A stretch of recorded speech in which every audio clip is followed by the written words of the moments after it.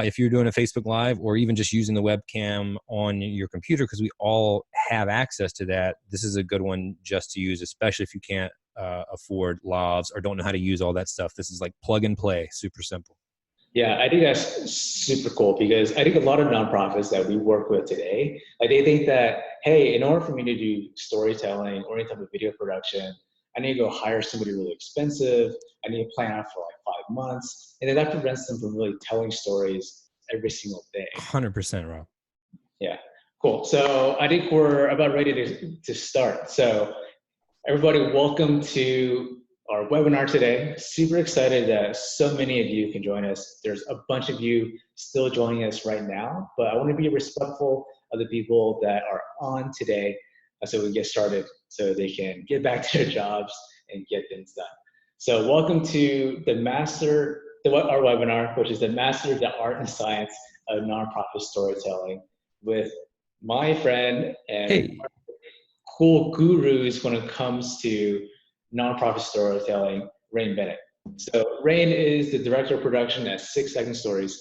So what he's done is he has taken a decade worth of experience when it comes to running, making movies, doing any production. He's really distilled it down into a way that small nonprofits, without a lot of budget, with a lot of great stories, can really go out there and raise a ton of money, can reach a lot of people, as well as further their cause. So I saw Rain at the Create Good conference a few months ago, and I was like, hey, we need to bring him in to CauseVox so we can talk to all of our nonprofits. So he's been so gracious to share his expertise and his knowledge about nonprofit storytelling. And Rain actually convinced me to do something on webcam. I actually didn't bring my good shirt today. Something I'm going to go work out in later. So apologies if I don't look the part of the CEO of CauseVox. So my name is Rob Wu. I'm the CEO of CauseVox. Founded the company 10 years ago. And my mission really is to help small nonprofits raise more with less effort. So CauseVox as a platform, as a product, what you can do is if you don't have a donation page that you're happy with, if you're not getting donations every single day when it comes to donations online, or maybe you just have a clunky experience for something that is tied to your donor database that you're not really happy with, then you can use CauseVox for that and easily raise more funds in less effort. Or let's say you're running Giving Tuesday or you're in fundraising and you need to run an actual physical online digital fundraising campaign, or you want to run something that's crowdfunding related or peer-to-peer related. You can actually use CauseVox for all of that as well, where we can engage your community, you can leverage your board members and your volunteers, you can acquire a ton of new donors through online giving, through the CauseVox pages that we provide when it comes to peer-to-peer or crowdfunding. So we do all of that at CauseVox over here. If you can use our platform to easily raise more funds with less effort, less budget, less headache, and less reach. Super effective. Check us out, causevox.com. Check out our customer page, which is causevox.com/customers. You can see all the testimonials of how we 2x, 3x people's donations in no time and less budget, giving them a higher ROI. All right, so you can always go to CauseVox, request a demo or trial, causevox.com. So let me go back. So this crazy, great intro of Rain. He's going to talk to us about storytelling. I'm super excited. So the agenda for today is we'll have about 30, 40 minutes of deep insights. We'll have a time for Q&A at the end of our webinar. And then some logistics over here, 2 big things. First is that this webinar is recorded. So if you don't have the time to kind of listen to us talk about storytelling today, you can either drop off early, feel free to do that. I'll send you a recording personally so you can watch it at your own time. And also you can actually share this recording with some of your colleagues too, so they can watch it in 2x speed and speed through this in no time. The second thing is that we will have an ability for you to use the Zoom function to chat in your questions. So if you have any questions throughout this presentation for Rain, for myself, feel free to chat it in. I'm going to kind of write those down And then at the end of our presentation, we'll get to all those questions, or as many as we can. Great. So without further ado, I just want to hand it over to Mr. Rain Bennett, storytelling extraordinaire. Hey. So I should share my screen now. Yeah, Rob? Yeah, we're all good. All right. Let me know when you can see that. Everybody got that? Yeah, we're all good. Sweet. All right. Well, we don't need the intro slide anymore. So listen, what's up, my beautiful people? Welcome. I appreciate you being here. First and foremost, we're going to be cramming in a lot of information today in that 30 or 45 minutes Rob was talking about. I can talk about this for hours. I love this. It's my pleasure to be here, and we can continue the conversation later. But I'd like to go ahead and ask, so we don't necessarily have to wait to the end, because I can talk about any and all of this stuff at great length.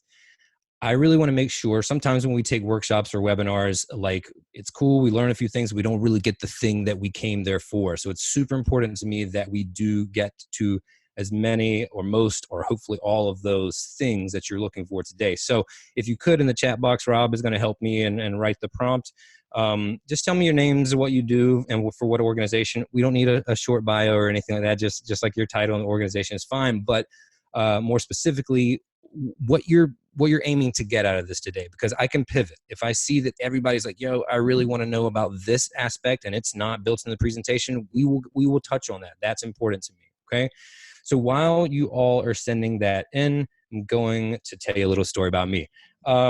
So in 2014, I am standing right here. If you can see that picture, I hope that you can, outside of the famous Luzhniki Stadium in Moscow, Russia. And I'm there for the Street Workout World Championships, and I'm making a documentary about that. If you aren't familiar with street workout, in the States, it's usually called freestyle calisthenics. Calisthenics or bodyweight exercise. And this fitness subculture started in the parks and playgrounds of New York, and it was based off of the concept that we don't have money for a gym, so that we're going to utilize the world. The world is our gym, whatever we can. So that meant playgrounds. Sometimes that meant scaffolding in New York, or park benches or whatever. But as long as they had their body and gravity, they could get an exercise. And when they mastered the basic movements, they went on to advanced movements, and then they started putting style to it. It became an art form. It was birthed out of hip hop culture, out of the parks of New York. And so it had this freestyle element that we see in breakdancing and in graffiti. And it became a tool for people to express themselves. It became a social movement where we were getting kids off the streets and out of gangs. And I had moved to New York and was following this. I mean, I was an athlete my whole life growing up. So for fitness, it was just like amazing to see what these guys and girls were doing with their bodies. But when I really saw the heart of this movement, that it was a social movement that was changing communities, which is a lot of what leads us as nonprofit communicators on our missions, I realized there was more of a story to tell. I'm going to show you just a brief bit of the trailer to the movie, so you can understand what exactly it is. I'll full screen this really quickly. This is just going to be like 30 seconds. These guys are doing something that I never saw done before. People knew who I was once I got off the plane. Some of them were like rock stars playing calisthenics. Watching this thing grow is just crazy. Years ago, there was no such thing as extreme calisthenics. This was all new. I think this is one of the fastest growing sports. I don't understand how the government is not getting involved in this global movement. The minute it catches on, it will explode. People started getting tired of going to the gym. All you need is gravity and the ground. It was a culture that was here before. The history is going back centuries. It's rhythmic, it's strength, it's endurance, coordination, balance, everything. It's being in tune with yourself. So you can see the rest of that. That's on my YouTube channel. The movie is called Raise Up. But as you can see visually, like, it's just bananas. Here's one of the athletes. But I was in New York and I was struggling to live up there because I had left a long-term relationship. I was living in an apartment by myself. New York is hard to live, right, Rob? So I sold my equipment and I was doing whatever I could just to pay rent. And I had this mission. I wanted to tell this story about this new subculture that like nobody really knew about, but I saw it was changing communities around New York. And nobody had heard of it, so nobody would like fund this. Nobody would back this. But I was really driven. I fell in love with the culture and the movement myself. So I took a camera and a backpack and like legit my last $1,000 and got a plane trip to Europe. And then once I got over there, I was couch surfing and was able to do some crowdfunding to continue getting me from different country to different country, about 13 or 15 in that year. And then just kept working at it, kept trying to find the heart of the story. Now, I was struggling because I had just not a great camera. I didn't have much equipment at all. It was just me. Normally, when you're making documentaries, you've got a crew, you've got a budget and a timeline. I had none of that. And I just had to capture the story as it unfolded and had to be okay with the fact that it wasn't really beautifully shot because I was shooting really quickly and had one camera. And so it might be a little shaky because I was doing most of it handheld. But as I went on working, and this took years to happen, I kept whittling it down, trying to get to the heart of the story, which was extremely hard because there were tons of narratives, tons of different stories that I heard from all around the world. To condense it into one story that would make change was super hard. Fast forward, it took 2 or 3 years. We finally did, and we finally found our home, our niche, however you want to say it. We won Best of the Fest at the Hip Hop Film Festival in New York City. Perfect home for it, where the movement started.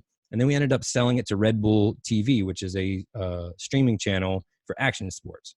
So it was a perfect ending to it, which doesn't normally happen. But through the process, that style, I thought it was flaws at first, became my philosophy. How to make a lot out of a little when you focus on the heart of the story itself. What I realized is I was already working with nonprofits quite a bit as a documentary filmmaker, is that so many people, nonprofit communicators or marketers and business creatives in general, are suffering through the same things.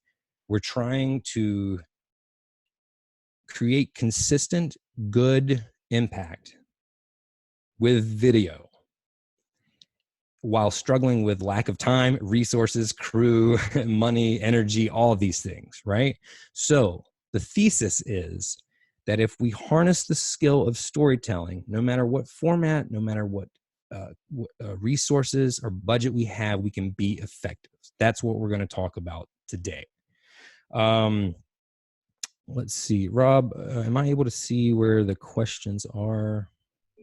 Yeah, the questions are in the chat panel, but just to kind of give you a summary as I was going through this, people are asking about, hey, how can I use just storytelling in general, video storytelling for emails, for campaigns, for grants, for reports and thank you letters. Someone's asking about, hey, how can I get started with storytelling from scratch? We have somebody from the YWCA about how to put up like a video online for a 3-minute video. We have folks asking about how to use storytelling for crowdfunding. We have folks asking about storytelling in an overall fundraising strategy. So we have tons of replies. Hopefully it makes sense. No, perfect. I'm able to see them now. This is great. Guys, you're here for the right reasons. You're at the right webinar today. Okay, so what is the problem? Well, sad to say, there's not just one of them. First problem, inaction is the enemy. Rob already alluded to this. So often we are scared. We have this fear of failure that we might not do it right, or we don't know what we're doing, and we do the worst thing possible, which is nothing. And another 5 months or another quarter or another year has passed by and we haven't done this thing that we know we need to do, which should be clear at this point. Video is extremely important and storytelling is extremely important. And both of them aren't really going anywhere anytime soon. 2, we're overwhelmed by the options. There are so many different tools, so many new gadgets and gadgets every day, and so many different platforms to put these stories on that we do nothing because we're just overwhelmed. We don't know where to start. We don't know what camera's best. And so again, we do nothing.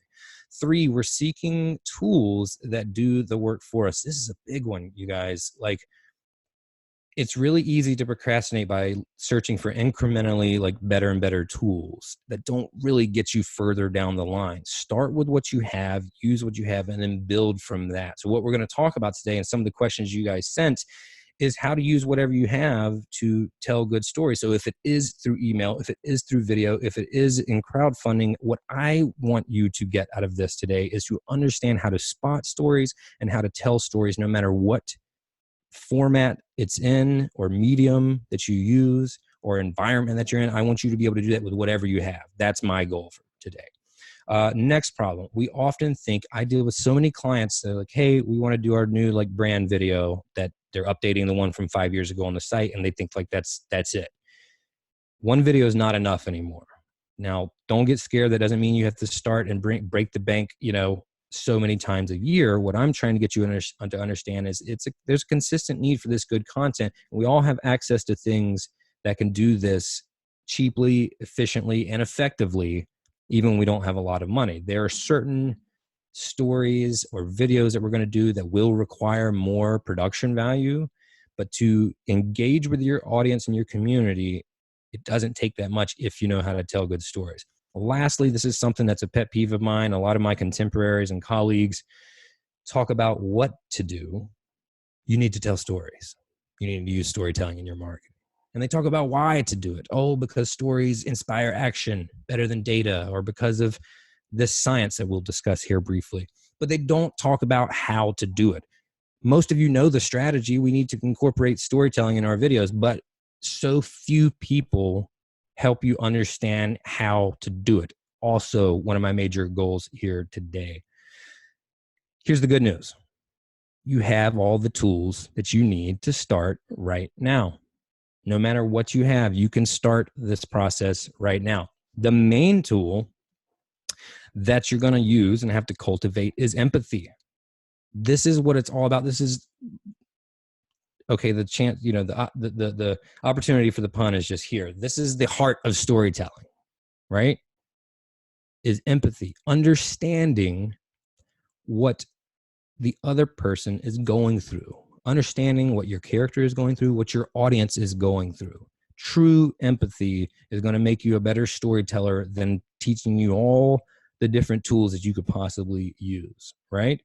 The word right under empathy in this word cloud is huge. It's all about that connection. And when you use empathy to truly understand what someone's going through, you have this heart connection that is really, really hard to break. That is a bond that you create, and you do that through stories. Now, we have the heart connection. The science of storytelling, I'm not going to nerd out about this for too long because we got a lot to get to today, but I think it's important to touch on, and I could run off the rails because I'm a total nerd about this sort of stuff, but now we have proof that it happens on a brain level too, that you connect. Neural coupling was a concept. Some of you may know about it. We found out about it maybe 10 years ago. I think it was 2009. That's crazy. That was 10 years ago.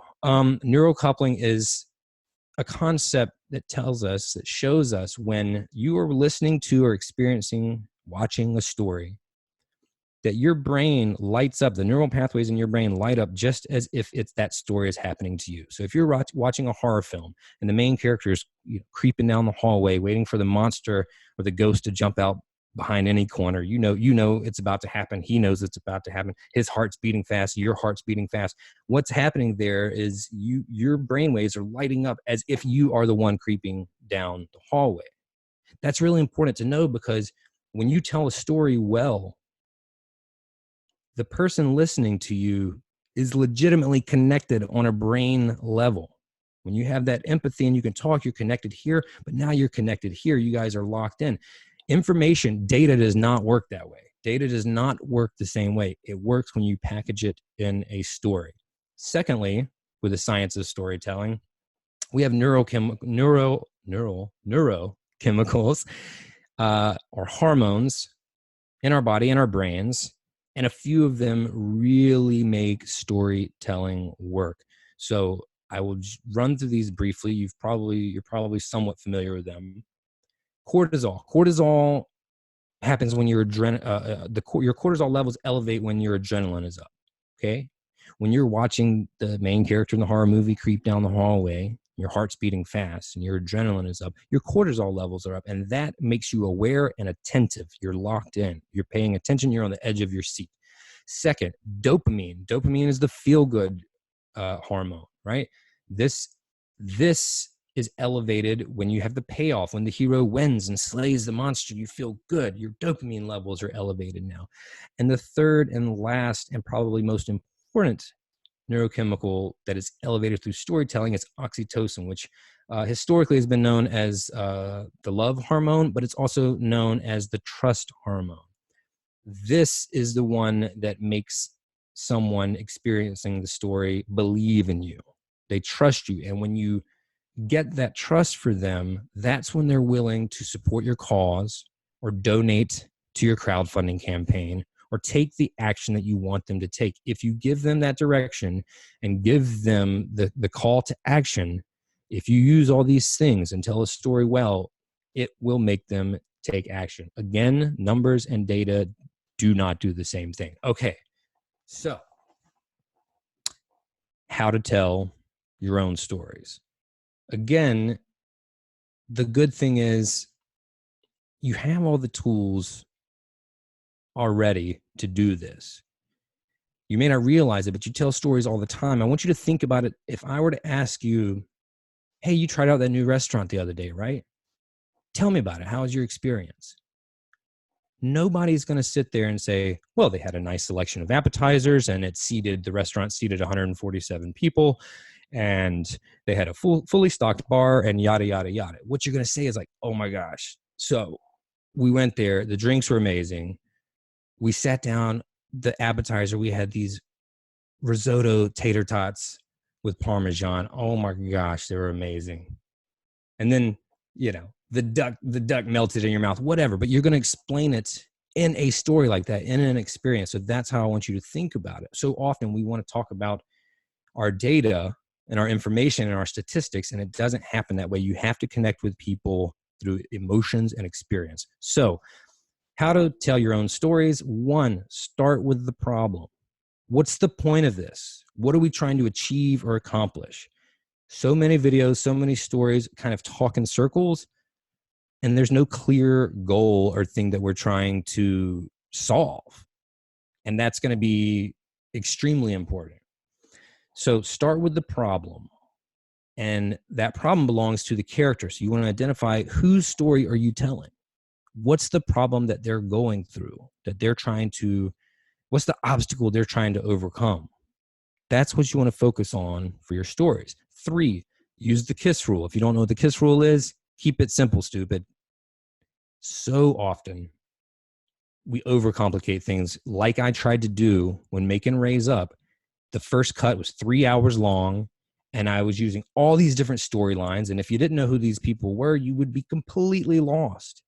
Keep it simple. 1 message, 1 story. You tell the micro story to show the macro issue of what your nonprofit is, the change you're trying to create in the world. You tell one person's story to show the bigger issue. 4, know your goal and be clear. Very similar to using the KISS rule. Clear call to action. Know the purpose, know the goal, know what you're trying to achieve. And then lastly, you can weave data into your story. It's not that data and statistics don't have a place, but people will not resonate with them unless you package it in a narrative. Then you can accomplish it. You hook them with that character and that conflict and that story, and then you can go in there and show that it's not just this story. 100,000 kids go through this every day or whatever, and then they can see the scope of it, right? But it's not going to work if you start wide like that. Start narrow, okay? All right, let's do a time check. Rob, it's 2:27. What time are we going till? We'll go as long as we need to. Oh, sweet. We're going to be here till 5 p.m., everybody. 5 p.m. How do we lock them in here? Maybe we have about 15, 20 minutes before Q&A, but we can always 15, 20 minutes. Oh, yeah, that'd be perfect. Let's push for the 20. Okay, so what makes a good story? There are a lot of things, but there are a few key things I want you to focus on. Structure, characters, and conflict.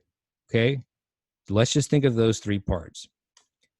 Otherwise, there is a good storytelling map that my company 6 Second Stories uses. Again, Rob is going to record this video, so you'll be able to see this later. You can also go to the website. You can also take a screenshot of it or take a picture with your camera right now. But this is a good little process to follow. Starting with the structure, which is down at plot. We're going to focus on that for a moment, but I just wanted to show you this because all of these are important. The people, who's the heart of your story? That's your characters. That's the who. The purpose, why? Why is it being told? The plot, the what? What is the problem? What are we trying to achieve? And lastly, the place. This is either the how, the vehicle you use to tell this story, or where it lives. Is it on Instagram? Is it on your website? Is it in your email newsletter, etc.? So I want to keep it simple with structure. The biggest thing, I say this at every event, speech that I give or workshop that I give, and inevitably when I say this, I see like eyes light up like they've never thought about it before. The difference in a video or a speech and a story is a story simply has a beginning and a middle and an end. Okay? And you can look at that when you make your videos, you can transcribe the words and look at it, put it on paper and look at it as text.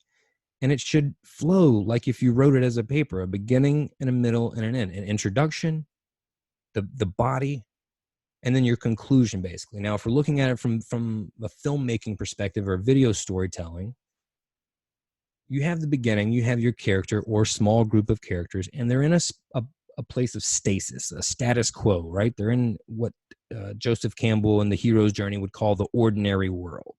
Once upon a time, there was this.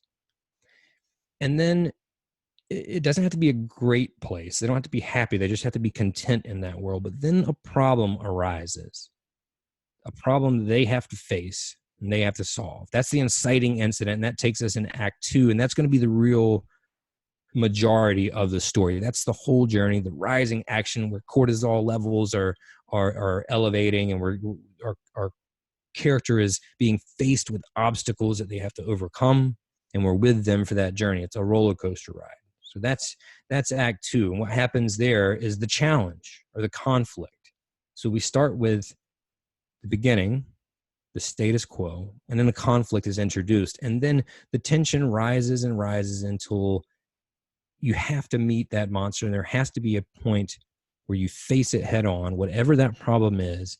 And here's the kicker. With the character, there has to be a change that happens, right?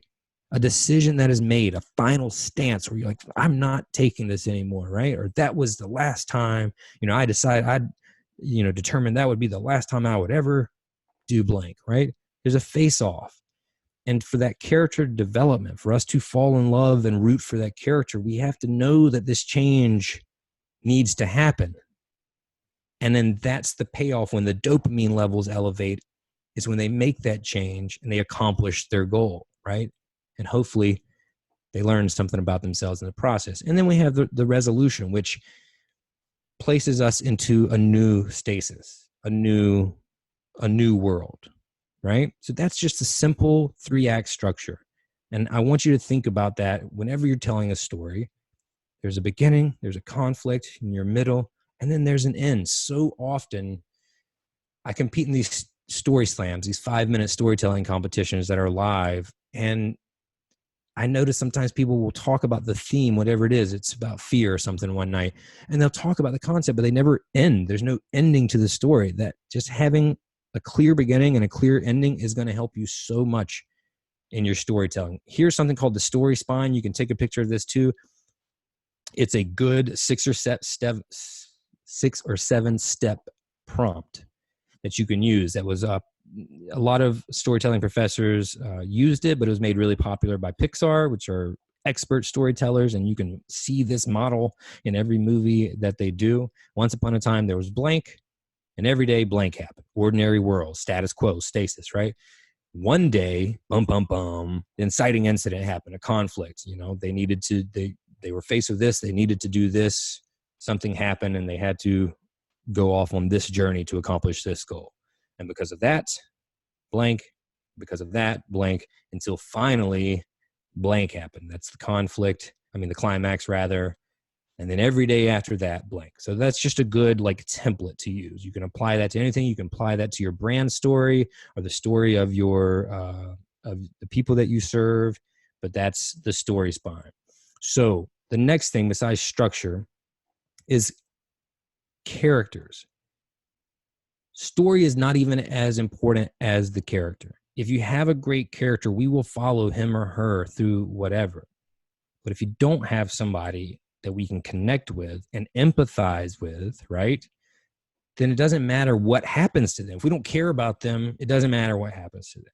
So a few things that make a good character. Number one, first and foremost, above all else, is someone who is relatable. That just means that we can understand what they're going through. We can understand their plight. We can understand what they're trying to achieve and why.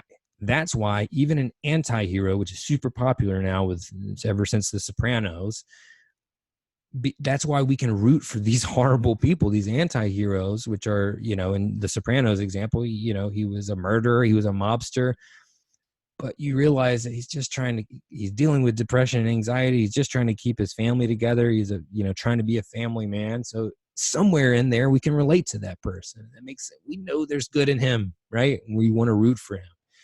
2, someone that's facing insurmountable odds. The odds are stacked against them. Everybody loves a good underdog story. 3, someone making a sacrifice. Very similar. 4, someone facing a ticking timer, right?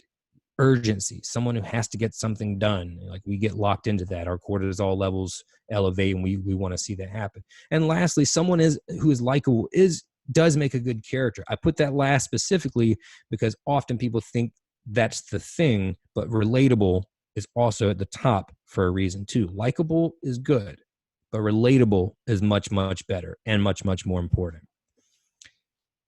Here's something that a lot of organizations neglect or overlook when it comes to thinking about characters in the stories that you tell. You know, Rob called me a guru when this started. I'll take it. But it's interesting, and it brings me to this point. I am a guru for this, and you all are gurus in the missions that you are on. The guru is not the hero of the story. The hero of the story are the people that you serve, right? Your job is to come in and be the Obi-Wan Kenobi to their Luke Skywalker and lead them to the promised land. So a really great way, an effective way to tell stories is position yourself as not the main character. Oh my gosh, for 10 years on video on our nonprofit's websites, we talk about ABC Foundation does this and helps these people, and we do this and we have these numbers and yada, yada. It's all about us. Nobody wants to hear that.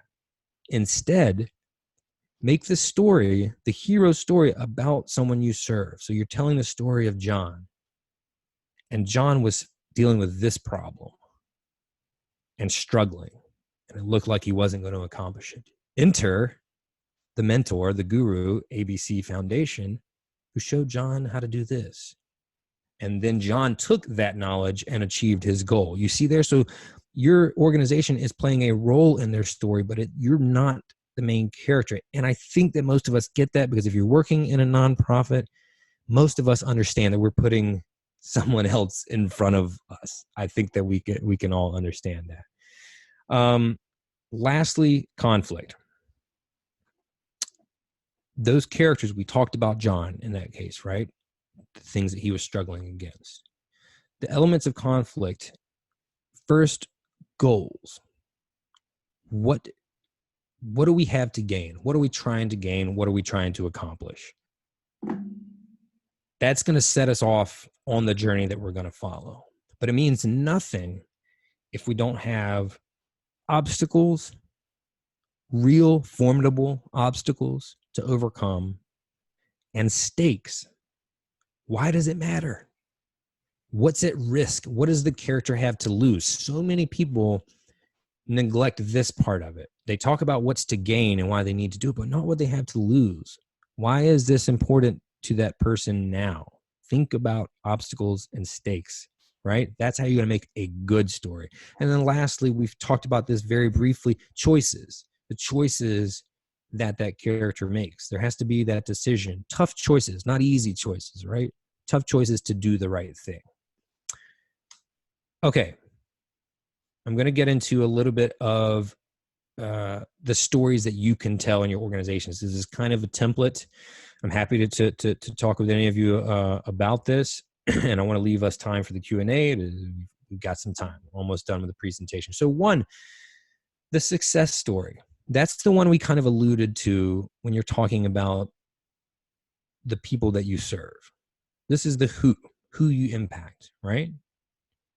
I work with the Cancer Foundation. We did a whole series on how patients of a rare cancer deal with that emotionally and psychologically, deal with that diagnosis.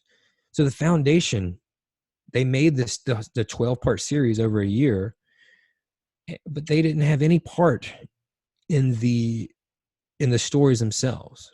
Their mission is to raise awareness about this rare cancer. So the more heartfelt, poignant, personal, human stories that we tell about it that are shareable and that people want to root or get behind and root for because of the great characters in their stories, well, their mission is being served because they're being spread, they're being shared, and people are learning about this disease. So now it can be diagnosed sooner, which will help deal with some of the issues. It's often misdiagnosed. That's the main problem. So that's a success story. Tell me the story of someone that you or your organization has helped. And through that, by default, you'll be telling your story. It's just subtle without, running around talking about yourself. But two, there is a self story to be told, several of them, right? This is what you do. I told a self story at the beginning of this presentation. I told the ups and downs of trying to make that film and what I learned from it and what I do because of that, right? So when you're telling the story of what your organization does, you can definitely talk about yourself. I'm not saying you can't be a character, but use those things. How can you get people to relate to you? What were the struggles that you had to overcome? That's what people are going to get behind, which leads me to the next one, which is similar, but a little twist, your mission story. It's not exactly the same as what you do. It's why you do it. At some point, whether this is your personal story as the communications director or whether this is the story of your foundation or organization, at some point, there was a reason this was started, right? What was the why that drove it? Why was the organization founded, right? What was the mission, or what is the mission, and why was that purpose created? Origin story is another easy one. When? It's the when. When did this happen? It doesn't just have to be when the organization was created, but any pivotal moment. When we changed direction, when we grew exponentially, when we finally started utilizing video storytelling. And then lastly, another one that you can do, and this one is tough for people because this requires the most vulnerability, which is a behind the scenes story, showing how you do it all. And that means showing the not so pretty stuff too. That means showing the conflicts and struggles that you go through. I'm not asking that you overshare. There is a line, but people root for people and organizations that they see work through conflict. I've seen this done plenty of times, but it does require you being vulnerable enough, bold and courageous enough to, open up the doors and let them have a peek behind the curtains. But if you do it well, it can make people really, really loyal to your brand and follow you and want to see you be successful and join you on that journey. Okay. I'm going to leave some time here for Q&A because I see that we have a lot of questions, which is awesome. And I'm going to ask Rob if he can help me kind of run through them. But I just want to just reiterate a few things. One, if nothing else, remember these things. One, take action. Start with what you have and just take action. Nobody's going to see the first video stories that you tell. It's okay. This is a learning process and it's a long process. Take action, put it out there in the world, measure its success and whatever your measurements are, whatever your goal is, like we talked about, and then come back and adjust. But it's not going to happen. You're not going to hit this beautiful moment of motivation or find the right time. Just start taking action with simple steps first. 2, back to simplicity, master the basics first. All those guys and girls in the street workout community, they all started with a basic push-up before they could do, you saw the guy fly and do the push-up on the risers. That started with a regular push-up. And before that, they did modified push-ups. And before that, they just did a plank. Start with the basics, the basic tools, the basic knowledge, build from there. 3, be specific. Don't be vague. Don't try to tell too many different stories. Keep it simple. Stories are about change and overcoming obstacles. So show your people the changes they need to make by telling them a story where they can clearly see how those obstacles were overcome. And focus on those people. Focus on those people that you seek to impact. If that is your driving mission, it will inform your storytelling. Take the focus off of you. I know we're all trying to raise money and get people and raise awareness about our organizations and our programming, or get people to our event. I get that. But I promise you, when you make it about the people you are trying to impact, it will work. And then lastly, as I've said, you have all the tools you need to start right now. Okay, so I want to get into some specific questions while we still have about 15 or 20 minutes, Rob. Does that sound accurate? Yeah, we have about 10, 15 minutes. Okay, can you go back to the last slide is the most recent one? Yes, absolutely. And that was, that's the next one. Okay, boom. That was from Jordan. What do you think we should do, Rob? Start from the beginning? Yeah, let's do that. So we have one question earlier asking about, this is from Catherine. Catherine asked, what are the top storytelling strategies that result in the highest impact? So maybe like 3 things off the top of your head that you've seen that a small organization can do with a big storytelling impact. Something that they can relate to, right? Even if it's not their exact cause or their exact situation. If you're telling the story of a child being separated from their parent or something like that, well, most people, even if they don't have a kid, they can kind of get that. But if you do, that's something that's gonna stick with you. Urgency is a big one. And I don't mean like rushed, but like, why is this important now? Why does it need to happen now? I had a successful crowdfunding campaign one time, and what pushed it over the edge is I told a very behind the scenes story of our drone crashing. And, I showed the broken drone. I told a great story. It was just like this, just camera, just me to webcam. That was it. And I showed them the drone, and I told them, we're a couple of days away from our goal. And now we've literally taken, 2 steps forward, 1 step back. And now we have to make up the money that we just lost when we replaced this drone. So there was a sense of urgency, and that made people take action that had been thinking about it over the past, the campaign was maybe 3 weeks or something. So maybe they wanted to the past couple of weeks, but that moment made them realize like, okay, now is the time. So, and also, having good characters, like we said today, but think about why does this have to happen now? And how can you connect with the people that are listening? What's something that they're going to relate to? It all comes back to that relatability and that empathy. What's next? Cool. So another question from Hannah. She's asking about, I think a lot of the things we're sharing today make a lot of sense when telling a story to an individual. She's asking about, well, what if I want to tell a story and target like a company for like a corporate sponsorship? Is that different? Does that change, or is it the same thing? No, storytelling works whether you have a group of people or one people. I'm glad you recognize that though, because sometimes we don't see the opportunity to tell a story to one person. But when I tell stories, this can be in groups of hundreds of people, or one-to-one, or in an Instagram post where you can reach thousands of people. So the same tactics and strategies apply. A good story is a good story. When you start to get to a lot of people, when it's not so when it's not, when it's kind of heterogeneous and then they're not the same types of demographics, you may have to think a little more creatively about what's going to connect with them. And it may not be super specific, but it's everything that we've talked about today applies to no matter what format you're using and how big the audience is. So we have another question from Brendan, as well as a few other folks asking about crowdfunding. So how does storytelling differ, or if at all, when it comes to like a crowdfunding campaign on Cosmox or some other platform? Great. I love this question. I know we deal with this a lot. There's a few things I want to say about crowdfunding. One, don't underestimate the efforts it's going to take to have a successful crowdfunding campaign. I've had unsuccessful ones and I've had successful ones.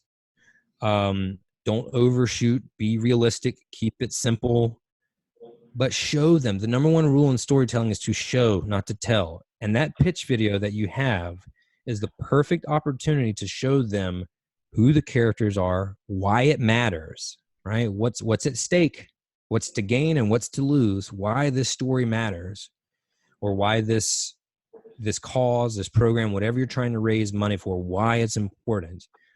And don't try to hit a million different points. Keep it simple. And in that video, tell a good story. That story can be your hook. You still have to tell them about the perks that's offered, or, you have to give them actual information. But if you hook them with a story, that's going to be really effective. But beyond storytelling with crowdfunding, I think a lot of us go out there and like, oh, we'll just do a crowdfunding campaign. Like it's some magic tool. That takes us back to one of the first slides that I put up. There is no magic tool that's going to do it for you. And crowdfunding campaigns are super hard, that take a lot of commitments and full-time commitment at that. So know that you're going to need to put a lot of energy into it. That's okay. I've done it and it can work and it can be helpful. And some of them are super successful. But you have to be Yeah, we have a ton of resources around crowdfunding in general, storytelling, writing your fundraising appeal for your crowdfunding campaign, or if you're looking for a crowdfunding platform, you can also use Cosmox for that. You can design a crowdfunding campaign site that's really geared towards donors and nonprofits and donations. So you can check us out, cosmox.com, and I'm sure, Rain, you have some resources too. Yeah, absolutely. And the last thing I'll say about that is think about the person. It all goes back to, I know I'm repeating myself, but there's a reason for that. It all goes back to that relatability and empathy. Think about who you're trying to get to donate money. Put yourselves in their shoes and think about what would cause you to bring $1 out of your pocket. Stop and think about that. And then when you realize that, tell a story that plays to that emotion. Yeah, I think that's a really good piece of advice, because we see a lot of nonprofits try to boil the ocean. They try to have such a broad story that it eventually doesn't reach the audience. Or they talk about like how it's so important and why we need your help so much, why we need it. It's like, look, people have an infinite amount of things they can give their money to, and there's a lot of worthy causes, an endless amount of worthy causes, right? So it's not about you, it's about them. Why would this be important to them? Find that connection. It's not about you and why you need their help. That's kind of, it gets annoying. It's spammy, right? Play to them, play to your audience. Yeah, cool. So Elizabeth is asking, or it's not a question really, you say cheap equipment. So what are some yes. budget items that nonprofits can easily purchase or rent or acquire? Okay. Real quick, we'll do some filmmaking basics. First, if you have a smartphone, which most of us do, I think, or we're getting there, start there. Use good light, use natural light. So you want to be illuminated when you use a camera phone and you're in a low light situation, it's not going to be great. So get them somewhere where some light's hitting them. I'm sitting in front of a mirror right now, and I've got a window, and I've got a light turned up towards me so that my face is illuminated. So use that. The thing is, when you're using your phone, what's going to suffer is your audio. Audio is actually 51%, I would say, of video production. Like, it's more important than video, actually. If you've got mediocre video and quality audio, nobody will notice the mediocre video. However, if you have crappy audio and great video, amateur is gonna scream out. So use what you can. There are lavalier mics, like the little lapel mics that can plug right into your phone, but just take one step. There's a lot of different cheap options out there. There's little tripods for your phones. There's all kinds of stuff you can find on Amazon that are like less than $50. Start there, and then you can build up from that. Get a GoPro or an action camera next. Get a mirrorless or DSLR camera, which are super user friendly and not extremely expensive, depending on your budget. But back to, you have all the tools you have, start with this, but just consider your audio. And if you don't have a microphone, just get as close to the subject as possible and in a quiet environment. Yeah, and I recently bought a dual lavalier mic. It costs about $20 on Amazon. So it's super easy. It worked perfectly. Made a few videos off of that. You can get cheap lighting on Amazon as well. Bought two LED lights that are portable, battery operated for less than $70. It's great for portraits or for testimonials. So I really like that. And yeah, and I think my last recommendation is that, yeah, you can get a lot of fancy equipment, but if you don't know how to use it, then that's that part. Telling great stories. So it might be better for you just to use your iPhone than to use like a DSLR. I cannot echo that statement, more. Like, getting equipment that you don't know how to use, like that goes back to the tools that we want to do the job for us. Like, if you know, what is it? The saying is, I love the saying, no hand or no tool is better than the hand that holds it, right? Use what you know how to use. So if you know how to use blogs and write, and you can use that for your captions. If you know anything about video, then you can use that too. What else do we have? I got a question from Divya, I think, asking, we use the problem, solution, impact framework. Sometimes impact, solution, impact as their formula. Your general thoughts based on your experience, if that's a framework that would work when doing storytelling, or I think, can you say the second sentence again? I think it cut out a little bit. You said problem, solution, and there was another word. Problem, solution, impact as the framework or formula, or impact, solution, impact as the... No, I think I would say problem, solution, impact. Like I said, one of the first things I said is start with the problem. What is the point of this? What are we trying to accomplish? What is the problem that people are experiencing and going through? What's the obstacle we're trying to overcome? So I think that one's a great formula. And what I really like about it is it's simple. It's 3 parts, and you get it. You understand. Like if you fill in those blanks, what's the problem, what's the solution, what's the impact, that will help guide you. And if you apply that to some of the things we learned today about narrative, how to craft it so it's a nice like rising tension and then a climax and a conclusion, I think that would work really well. Great. A question from Angela asking, how do you do storytelling when there's not an immediate problem to solve? Like if it's like a problem that takes like a longer term, like conservation, for example, like how do you help tell a story about the ocean and conservation there? That's a good one. So what I would do, and this goes back to one of the slides that we used to tell a micro story to explain the macro issue. There's a lot of the issues and fights that we are fighting right now that are huge, like that, the ocean, conservation, these things. And this is really why you do the small story of that one person, because another reason why people can't identify with numbers, besides the fact that a number is not a human, is that 100,000 people, when I hear that, I'm like, there's no way that I can do anything about that as little old me.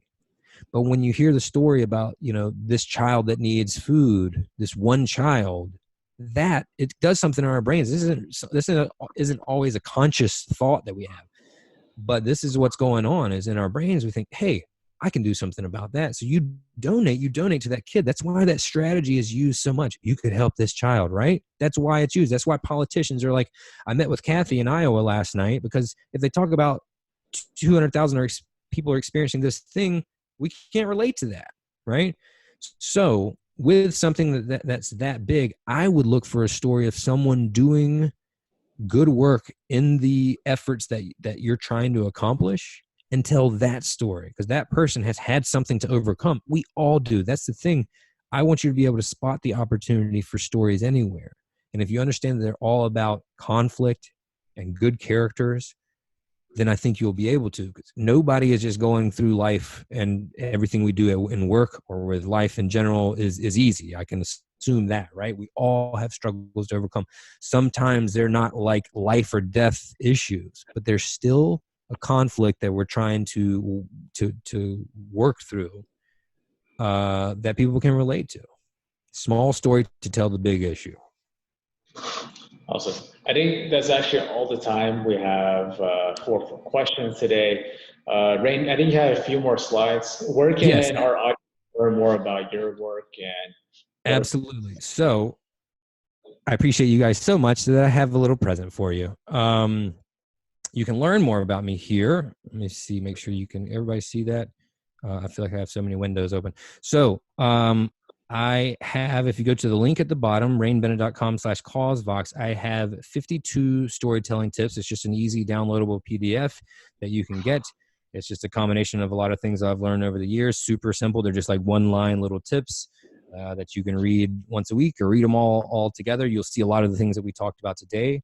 There's my site, my Instagram, Twitter handle, and also 6 Second Stories is my company. We do not just 6 Second Stories, but short form, heartfelt human stories for a lot of nonprofits. 80% of my clients are nonprofits, and otherwise they're purpose-driven companies. So all the work that we do is work with a mission trying to create positive change in the world. And then lastly, today's Thursday, season 3 of my new podcast of season 3 of my podcast just came out today. And this is appropriate, not just because I'm a shameless self-promoter, but because it is called the Storytelling Lab. And today's specifically episode is with Maria Bryan, who is a nonprofit communicator. So we're legitimately talking about nonprofit storytelling today. So if you want to this not hear me talk for an hour, but somebody else that knows what they're talking about, check that out. It's on all the channels, Spotify, Apple Podcasts, wherever you listen to podcasts, but that specifically would be helpful. And there's other ones that you can listen to, but I thought you might appreciate that one specifically. I'll go back to this slide if you want to take that link down, but again, it's rainbennett.com/causevox. Rob and CauseVox, I certainly appreciate the opportunity. As I told you all, I love this stuff. I can nerd out about it all day long. So if you want to reach out with any other questions, I live this. So let me know, hit me up, and we can continue. all right. Well, thanks so much, Rain. I think this presentation is amazing. I love the way you talked about the elements of conflict, kind of how inaction is an enemy. I feel like a lot of organizations are kind of right there. They just need to take the next step because they have such amazing stories. So really love kind of we shared with that, with the story map, and so amazing insights when it comes to storytelling. So in terms of next steps for the audience, a few different things. One, check out the link that I just pasted into the chat window, rainbennett.com/causevox to get your free storytelling tips that you can get via email directly from Rain. The second thing is that I will be sending out this video recording of this webinar to all of you today via email. So look out for an email from me probably sometime tomorrow morning or so with this recording. In that email too, I'll include some of these links so that just in case you forget or don't have time right now, you can always click on those a little later on to learn a little bit more about CauseVox, as well as to learn a lot more about Rain Bennett and 6 Second Storytelling. Great. So thanks so much, everybody, and have a great Thursday and a happy summer weekend. Thanks so much. Bye, everybody.